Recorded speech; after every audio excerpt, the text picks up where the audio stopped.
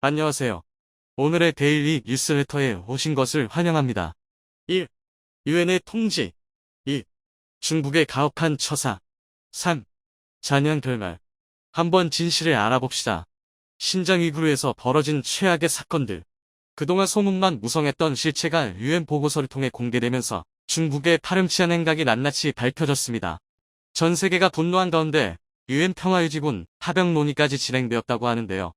올해 9월 열리게 될 유엔 총회에서도 파병 계획 윤곽이 드러날 예정이라고 합니다. 이에 맞서 중국은 절대 신장 위구르를 포기할 수 없다며 유엔 탈퇴까지 불사하겠다고 하는데요. 살아있는 지옥이라 불리는 신장 위구르의 실태와 중국을 향한 유엔의 본격 제재 현황에 대해 지금부터 자세하게 설명해 드리겠습니다. 제가 보고 들은 것들, 그리고 진실을 담아 이야기합니다. 자리에서 물러난 미첼 바첼레트 최고대표는 마지막 인사에서 자신이 그동안 미뤄두었던 내용을 최종적으로 보고하면서 유엔 소속 외교관들에게 작별 인사를 고했습니다. 그리고 그녀가 마지막에 인권 최고대표 사무소 오크를 통해 발간한 보고서는 충격적인 내용이었습니다. 신장 위구르 지역의 인권 유린 실태 보고서였죠. 사실 그녀는 중국을 비롯해 서방 세계 양쪽 진영에게 공격을 받았던 인물이었습니다.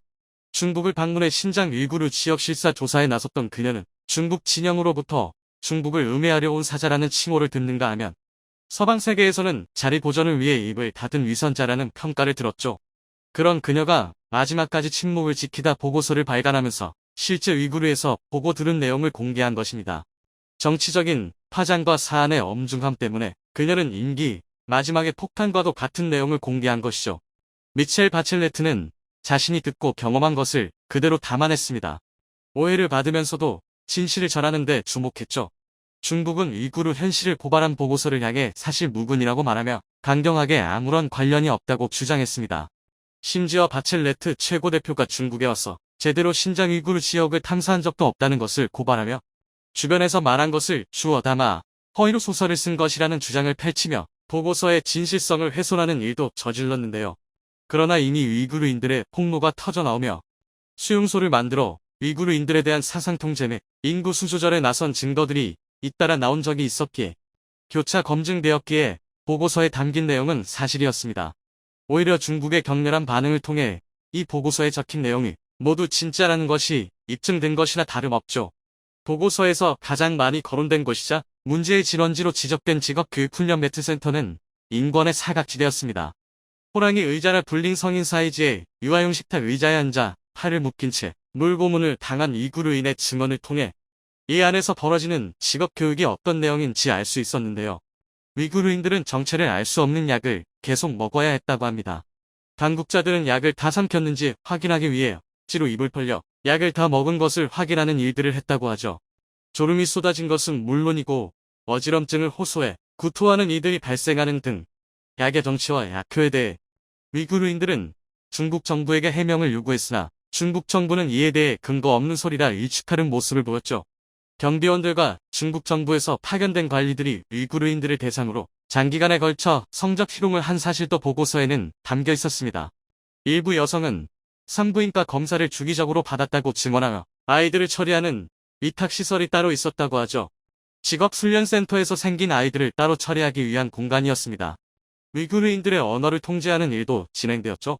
위구르 언어를 쓰는 이들을 매섭게 질책하며 중국 사상 교육을 진행하는 것과 동시에 중국어로 하나의 중국을 찬양하는 문구를 암송하게 하는 일들이 벌어졌습니다. 보고서의 내용에 충격받은 세계 각국에서는 이 사태를 예전과 마찬가지로 아무것도 아닌 것처럼 넘어가선 안 된다고 바라봤습니다.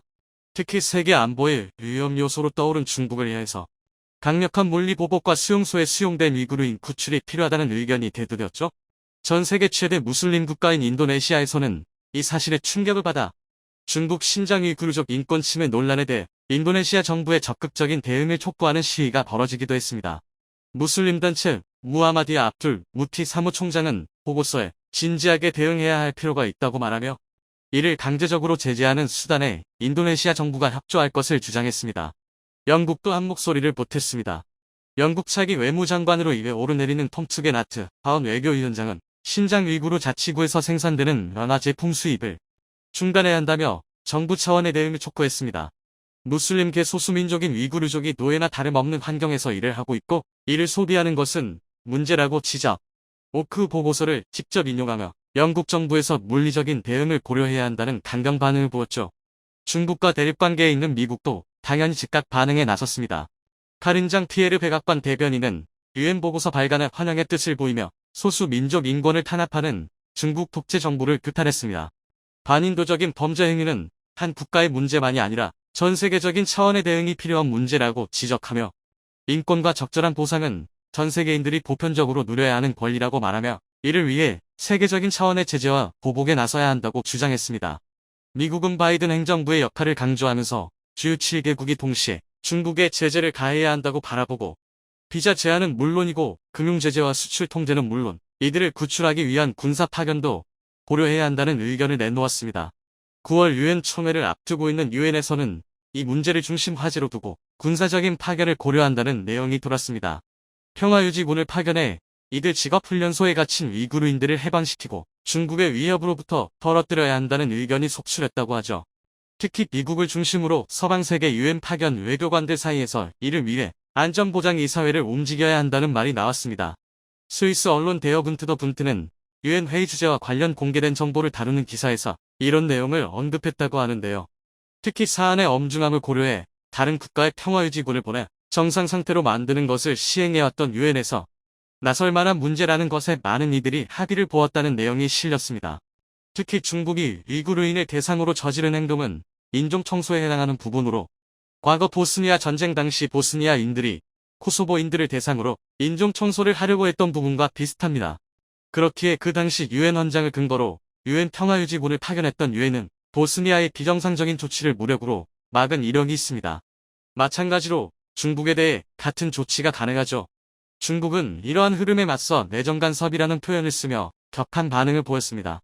특히 많은 부분이 중국 정부에 처벌당한 위구르인들을 대상으로 유엔이 편중된 취재를 했다고 해석했는데요. 중국 정부로부터 처벌을 받은 이들을 대상으로 정보를 모았기에 부정적인 의견 위주로 취합되었을 것이고 중국 정부가 위구르인들을 향해 펼친 동아정책과 경제지원정책은 의도적으로 무시되었다고 유엔을 향해 비판한 것입니다. 이뿐만 아니라 광범위한 정보 조작에 들어가며 중국은 이 사안이 외부로 확산되는 것을 통제하고 있습니다. 과거 올림픽 기간 때 신장 위구르 키워드를 없애기 위해 해시태그 홍수라는 기술이 다시 등원되었다고 하는데요. SNS상의 신장 위구르를 비롯해 인권 침해 내용이 걸릴 것 같은 내용이 보이면 이를 덮기 위해 아무 의미 없는 글에 해시태그를 붙여 사용자를 정보 홍수 상태에 놓이게 하는 기법입니다. 해시태그 홍수로 위구르에 대한 사람들의 관심을 띄워놓으려고 한 것이죠. 미 클램슨 대학의 데런 림빌 교수는 이번 인권보고서 공개 직후 SNS상에서 광범위한 정보 조작이 들어간 흔적이 보인다고 말하며 중국 정부의 의도적인 개입이 분명하다는 의견을 제시했습니다.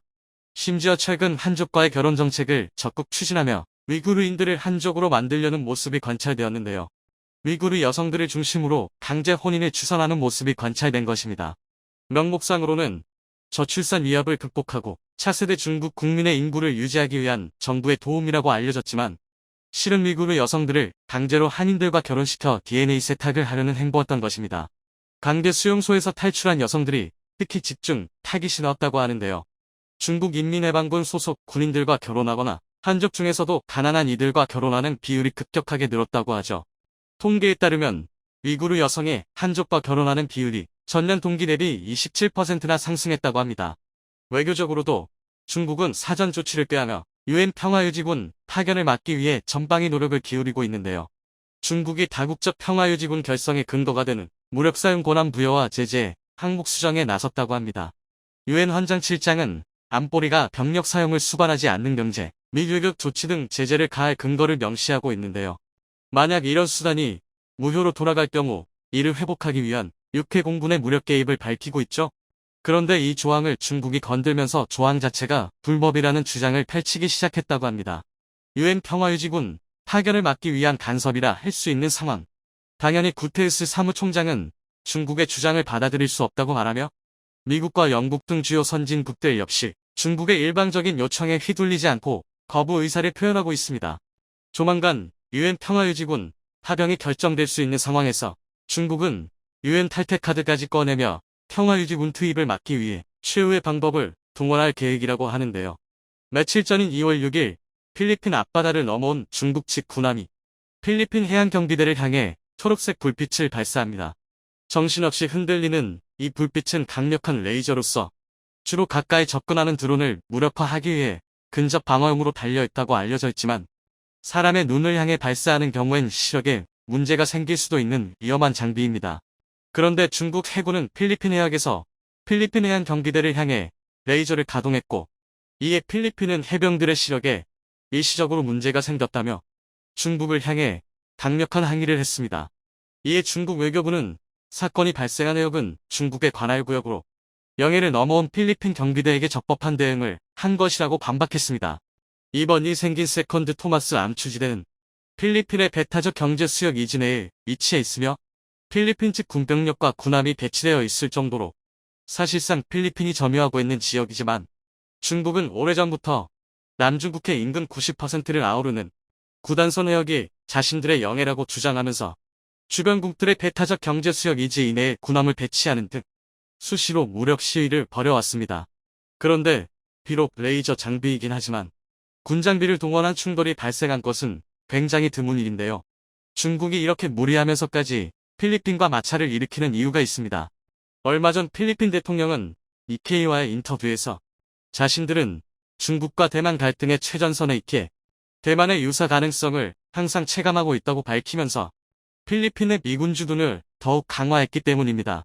필리핀은 지정학적으로 중국을 제외하면 대만과 가장 가까운 지역이고 1만 개가 넘는 섬으로 이루어진 필리핀에서 대만과 가장 가까운 섬은 바나테스 섬으로 고작 100km 남짓 떨어져 있습니다.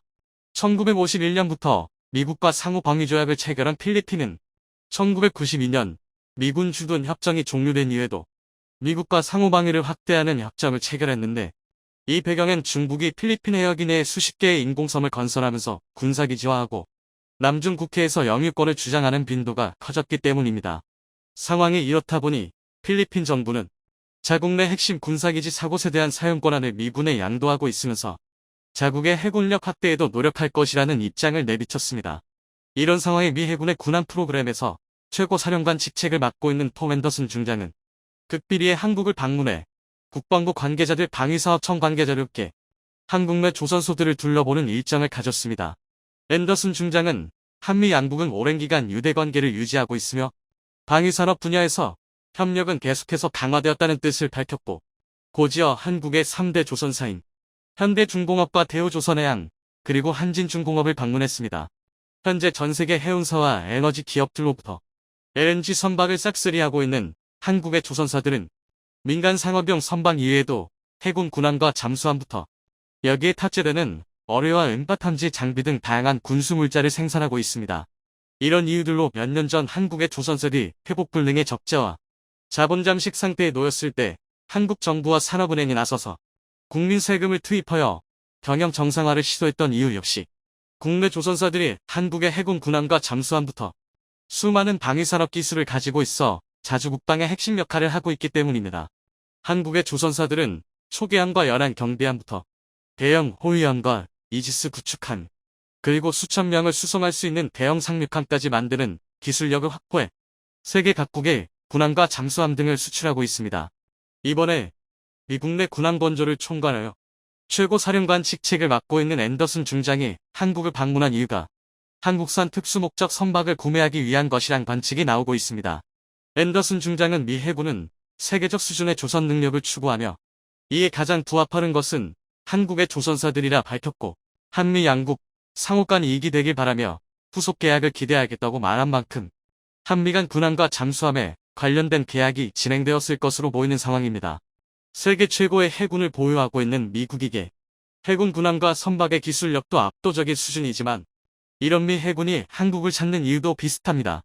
세계 최고의 조선 기술을 가지고 있는 데다 자체 생산에 오래 걸리는 미국 조선소와는 다르게 세계에서 가장 빠른 납기를 자랑하며 거기에 가격도 저렴한 한국의 조선소의 강점이 크기 때문입니다.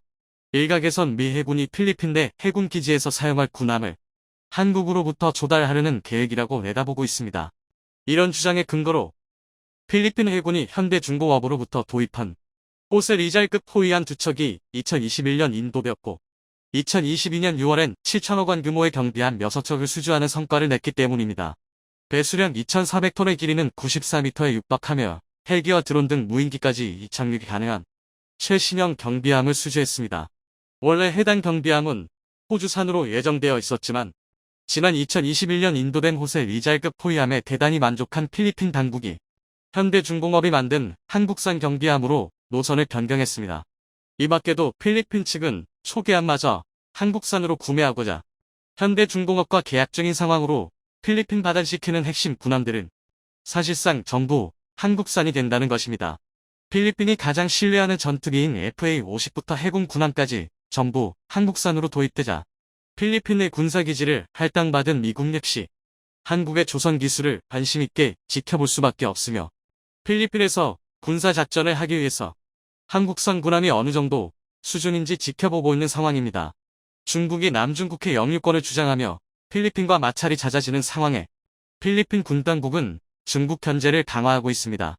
해안경비대는 자국 해역과 수자원을 보호하기 위해 군함을 추가로 배치하고 군용기를 통한 정찰 횟수를 늘리는 등 중국의 영해 침범을 좌시하지 않겠다는 의지를 드러내고 있습니다.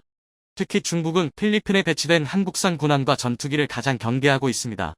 지난 2013년 당시 한국이 필리핀에게 FA-50 전투기 판매를 검토하자 중국은 외교 채널을 통해 한국 정부에게 필리핀은 중국과 남중국해에서 영유권 분쟁을 겪고 있어 한국산 군장비가 분쟁 지역에서 활약하는 것을 원치 않는다는 의도로 한국산 FA-50의 필리핀 수출을 하지 말아달라고 요청한 사실이 있습니다.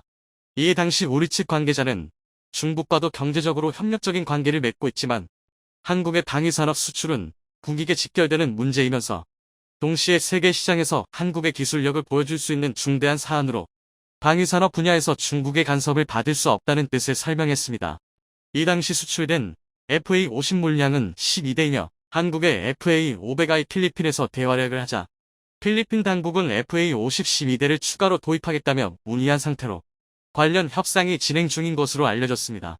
알게 모르게 한국산 방산 장비를 많이 도입한 필리핀은 중국과의 분쟁 최전선에 한국의 전투기와 군함을 배치할 정도로 한국산 방산 장비에 대한 신뢰도를 가지고 있으며 자신들이 10년 전부터 한국산 장비를 믿고 구매했는데 최근 유럽과 중동에서 한국 방산 장비가 불티나게 팔리자 한국산 장비를 결정한 자신들의 선택이 들리지 않았다며 굉장히 만족해하고 있는 상황입니다.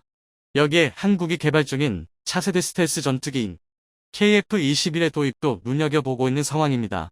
필리핀 공군 대변인은 자국 언론사인 필리핀 뉴스통신과의 인터뷰에서 필리핀 공군은 자국 상공을 수호할 차세대 전투기를 찾고 있으며 도입 물량은 최소 12대로 확보할 것이라고 알렸습니다. 여기에 최우선 검토되고 있는 장비는 한국 항공우주산업 타이가 생산한 KF-21이 될 것이라고 언급했는데요.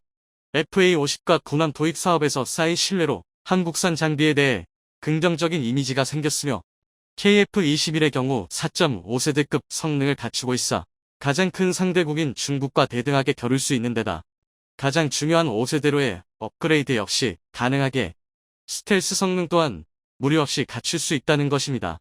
필리핀 군당국은 90년대 미국과 상호 방위 조약이 종료되면서 보유하고 있던 F-5 전투기들을 모두 퇴역시켰고 현재 필리핀 상공을 지키는 전투기는 FA-50이 유일합니다. 현재 KF-21 보라매가 수차례 시험 비행에 성공하면서 초음 속의 벽도 뚫어버리자 필리핀 입장에선 저평가된 한국산 방산 장비를 안정적으로 확보하려는 욕심이 생길 수밖에 없습니다. 필리핀 공군 대변인의 발언에 따르면 KF-21 보라매의 2200회가량의 시험 비행이 끝나게는 2026년에 도입 계약을 진행하고 2027년과 2029년 내로 KF-21을 넘겨받는다는 계획입니다. 이번 필리핀의 다목적 전투기 도입 사업이 KF-21로 성사되면 한국 입장에서 상당히 긍정적인 부분이 있습니다. 필리핀은 현재도 다양한 분야에서 중국과 충돌하고 있어 한국의 방산 장비에 실전적인 데이터를 쌓을 수 있다는 장점이 있어 여기서 얻은 데이터로 우리가 중국을 상대할 때 어떤 부분에서 강점이 있는지 그리고 어떤 부분에서 보완해야 할 점이 있는지 파악할 수 있게 된다는 점입니다. 두 번째로 규모의 경제 실현입니다. 현재 우리나라는 인도네시아와 KF-21 보라매를 공동으로 개발하고 있는데요. 인리 당국의 연구개발 비용도 제대로 납부하지 않고 있음에도 공동으로 개발을 추진하는 이유는 KF-21을 우리나라만 단독으로 도입하는 것보다 해외에 수출하게 되면 생산 대수가 증가해 한 대당 생산 단가 많이 낮출 수 있다는 점입니다. 필리핀 역시 소량이지만 KF-21을 도입하게 되면 도입 국가가 늘어난다는 점에서도 KF-21 도입을 고려하는 여러 국가들에게 한국산 전투기가 다양한 많은 국가들에서 인정받고 사용되고 있다고 홍보하는 역할도 가능합니다. 성공한 방산 장비는 세계 여러 나라에서 골고루 쓰인다는 점에서 한국이 자체 개발한 차세대 전투기가 수출되는 것은 상당히 긍정적인 요소로 작용합니다. 최근 세계 각지에서 한국의 방산 장비가 인정받는 상황에 이제 우리 전투기들이 한국의 맑고 푸른 하늘에서의 비행뿐만 아니라 머나먼 외국 땅에서의 비행도 점차 늘어날 전망입니다. 최근 유럽 폴란드 수출에 이어서 동남아시아 말레이시아에서도 수출 쾌거를 이뤄냈다는 속보가 전해졌습니다. 한국항공우주산업 카이는 폴란드에 FA-50을 수출한 지 5개월 만에 또다시 대규모 수출 소식을 전했습니다. 이번에는 말레이시아와 1조 2천억 원 규모의 수출 계약을 맺었다고 밝혔는데요. 이는 동남아시아 단일 계약으로는 사상 최대 규모입니다. 말레이시아 국방부는 한국의 경공격기인 FA-50 18대를 수입하기로 최종 결정했다고 보도했습니다. 이번 2차의 경쟁에서 카이의 FA-50 외에도 인도의 테자스, 파키스탄의 JF-17, 러시아의 미그-35 등 총 6개 기종이 참여했으며 인도, 테자스와 막판까지 경합을 펼쳤다고 합니다. 이로써 카이는 앞서 인도네시아, 필리핀, 태국 등에 이어 4번째 동남아 시장 진출을 성공적으로 해냈습니다. 현재 동남아 시장에 수출한 국산 항공기는 지금까지 총 68대이며 동남아 시장에서 성능과 운용 효율성, 원활한 후속 지원 능력 등에서 높은 평가를 받고 있습니다. 그래서 국산 항공기를 운영 중인 주변국들의 높은 만족도가 이번 수출 계약에 큰 영향을 미쳤다고 합니다. 그리고 이번 수출은 말레이시아 정부의 요구에 따라 공중급유 기능과 무장 확장 등 성능이 개량된 버전으로 설계된 FA-50이 납품되며 철도 납품은 2026년에 진행될 예정이라고 합니다. 또한 FA-50의 성공적인 납품과 운용 지원은 물론이고 앞으로 방산협력을 통한 장기적 파트너로서의 역할도 기대되는 부분이며 이를 통해 동남아시아에 더 많은 국가들에게 좋은 이미지를 가질 수 있게 될 것입니다. 이처럼 한국 무기에 대한 긍정적 인식이 실제로 계약으로까지 이어지고 있어서 최근 초음속 비행에 성공한 KF-21 보람의 전투기와 수리온 기동 헬기 등 다양한 국산 항공기가 추가로 수출될 수 있을지 관심이 쏠리고 있습니다. 이에 더해 또 다른 소식도 들려왔는데요. 폴란드 조종사 4명이 비행교육을 받으러 한국에 도착했다는 소식입니다. 올해까지 이어진 우크라이나 전쟁의 장기화와 푸틴의 핵무기 감축 협정인 뉴스타트 참여를 중단하겠다고 선언하면서 공군력 강화가 시급해진 폴란드가 FA-50 전투기 미행 조종사를 전격 파견해 본격적인 훈련에 돌입한다고 합니다. 폴란드는 지난해 FA-50 전투기 48대 구매에 대한 이행 계약을 체결했습니다. 이에 따라 공군은 올해 2차례에 걸쳐 총 8명의 폴란드군 조종사를 교육할 계획인데요. 우리 공군은 FA-50을 운용할 폴란드 조종사 4명의 입과식을 제2전투비행단에서 열고 교육을 시작한다 밝혔습니다. 이들은 약 22주간에 걸쳐 운용 방법 전반에 대해 교육과 실전적 전투 기술을 연마하는 전술 입문 과정을 진행할 예정이며 이를 수료한 뒤 한국항공우주산업 카이로 이동해 1주간 FA-50 시뮬레이터를 탑승해 비행 숙달 훈련을 마칠 계획입니다. 이로써 폴란드와의 수출 계약 진행은 정점을 향해 달려가고 있으며 이번 폴란드와의 협력으로 다른 유럽 국가들에게도 한국 전투기에 관한 긍정적인 영향이 미치길 기대합니다. 이 소식에 국내 네티즌들은 FA-50 수출만큼이나 교육도 빠르게 진행되어 믿음직하다는 반응을 보이고 있으며 폴란드와의 방산협력을 성공적으로 이뤄낸다면 구소련 및 러시아제 장비를 쓰는 동유럽 나토 국가들의 방산시장도 한국이 석권할 수 있다는 기대감을 나타내기도 했습니다.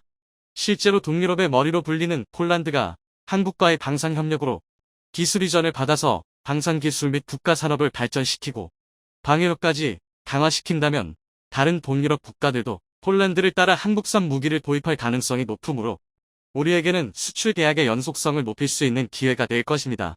그래서 폴란드의 공군과 육군에서의 군사협력이 많이 진행되면 될수록 우리의 방산산업 수출 증대에 엄청난 영향을 미칠 것입니다.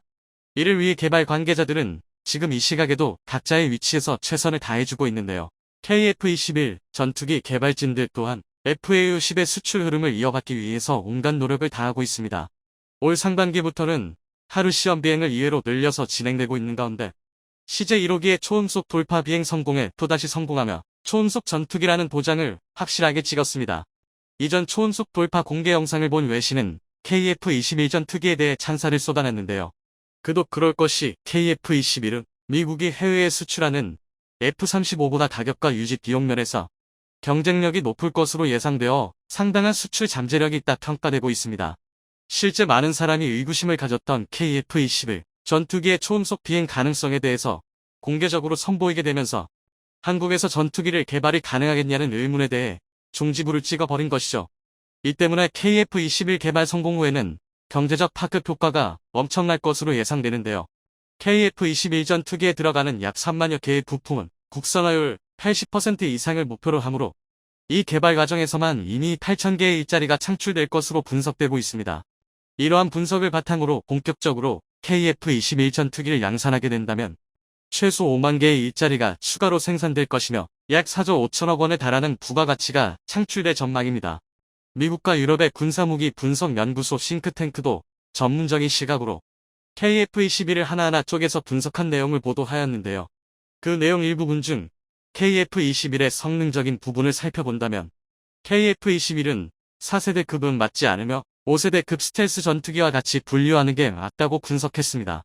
그리고 그 비교 대상으로 일말의 주저없이 미국산 F-35 전투기를 대상으로 자체 성능 및 다른 무기들과의 호환성을 비교하며 우리나라의 전투기의 진화력을 인정했습니다. 이러한 주장에 한국제항공기는 T-50 개발을 시작으로 FAU-10 개량을 거치며 습득한 설계와 조립 및 비행 안정성을 보장해주는 자세 제어 장치와 항전 장비 개발 경험이 충분해 미국과 프랑스 등 개발 선진 그룹과 비교해봐도 그 신뢰성을 높이 평가할 수 있다는 점을 가장 우수한 부분으로 뽑습니다. 사실 한국이 무기를 개발할 때는 러시아와 중국처럼 제업만 공개하는 것이 아니라 모든 과정과 결과를 공개적으로 진행하기 때문에 군사력이 높다고 평가되는 러시아와 중국 덕에 비교적 높은 평가를 받은 건데요. 이 밖에도 현재 자체 개발 중인 국산 제트 엔진과 스텔스 기능까지 겸비한 전투기를 목표로 개발 중이라서 5세대 전투기로 분석하고 있다고 설명했습니다. 해외 군사 매체가 우리를 대신해 KF-21의 성능과 가능성을 세계에 알려주고 있는데요. 이처럼 F-35와 경쟁할 만한 뛰어난 전투기를 탄생시키는 과정에서 끊임없는 헌신을 보여주고 있는 모습에 대해 말로 다 표현할 수 없이 감격스럽습니다. 또한 미래에 KF-21의 수출 활로가 되어줄 이번 FAU-10 계약 성사는 중요한 성과로 평가되는데요. 이를 계기로 앞으로도 계속해서 기대를 뛰어넘어 더욱 많은 수출 계약을 확보할 것이라고 확신합니다. 이제 최첨단 기술과 최고의 성능으로 KF-21은 세계 방산 산업의 주요 자산이 될 준비가 진행 중인데요. 새로운 시대를 이끌 전투기의 탄생을 기대하며 좋은 성과가 앞으로 계속 지속되길 바라겠습니다.